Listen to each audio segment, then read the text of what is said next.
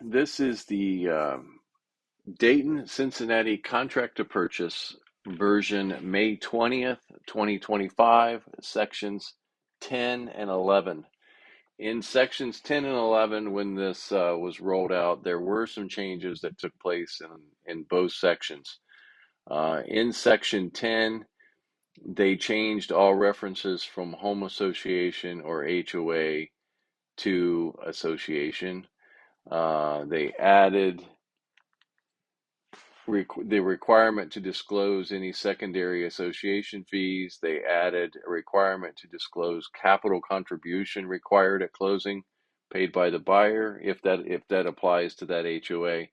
And then they updated the time frame for providing association contact information from 14 to 20 days. Section 11, they added the requirement for the property to be left in broom swept condition at closing. We'll talk about that a little bit. So, Section 10 has to do with the HOA, as you can tell. And so, for the most part, this is all the same in the beginning. So, there's the is and is not that you have to answer. So, you would go through that. I think the change that we're talking about is on line 209. So, it says the association does or does not require a capital contribution fee to be paid by the buyer at closing in the amount of blank, or capital contribution fee is unknown within an annual and other, and then it talks about secondary. So I know there's a lot of fill in the blanks, but I think if you're somebody that handles real estate as it relates to HOA,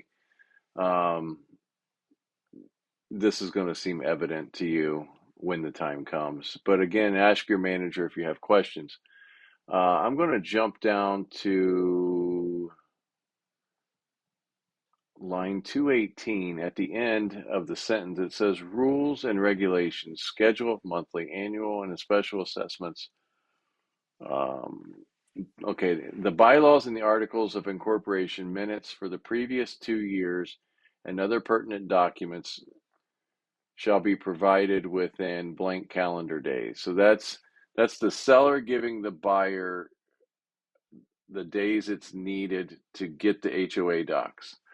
Then it says at the end of 222, line 222, the buyer shall have the right to disapprove of the documents by delivering written notice to the buyer's disapproval to the seller within blank calendar days, beginning the day following the actual delivery of the documents, the HOA documents. So, the reason for that is because the buyer could think that they're entitled to do certain things in this HOA footprint that the HOA just doesn't allow for, and they may not feel comfortable moving to this neighborhood. So maybe an example is the buyer wants to raise chickens, but the HOA won't allow you to raise chickens. Therefore, they don't want to move forward on this property because it knocks them out of that opportunity. And so the rest of this section, these lines below, 233 through 244, none of those changed. Although I will bring to your attention in line 242, seller acknowledges that it is the seller's responsibility to provide the association contact information to the title company at least 20 days prior to closing. Failure to do this may result in additional charges to the seller. Any and all expedited service fees charged by the association shall be paid by the seller. So then you get to section 11. And so this is the section that talked about broom swept condition. And so what that's saying is, until physical possession of the real estate is delivered to the buyer, the seller shall continue to maintain the real estate, but not limited to the grounds and improvement. Unless otherwise agreed, the seller shall leave the property in broom swept condition. And so what that means is we've had closings where the seller leaves paint cans or the seller leaves something that is movable. It's buyers a lot of times appreciate the extra flooring being left. The buyers sometimes appreciate the extra paint being left. But it's now in the situation that as an agent, a broom swept condition is referencing that if I were to be able to take a broom and sweep everything out the front door, that it would go out the front door. So if there was a lawnmower left, that's not broom swept condition. If paint cans are left, that's not broom swept condition. You can leave those items, but I would encourage for you to get some sort of documentation that the parties have acknowledged that these items are going to stay. Um, and so otherwise it just creates a problem. So um, in line 252,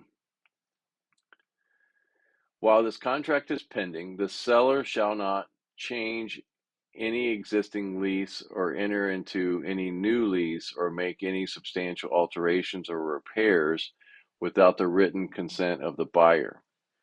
The buyer and the seller agree that the buyer shall not provide the the buyer and the seller agree that the buyer shall be provided the opportunity to do a walkthrough within 48 hours of the closing, solely for the purpose of ascertaining that the seller has maintained the real estate as required herein and has met all of the contractual obligations. Upon closing, the buyer shall become responsible for any risk or loss and for insurance for the real estate. So I believe that makes sense. Again, if you have questions, contact your manager and they'll help you through that. Thanks.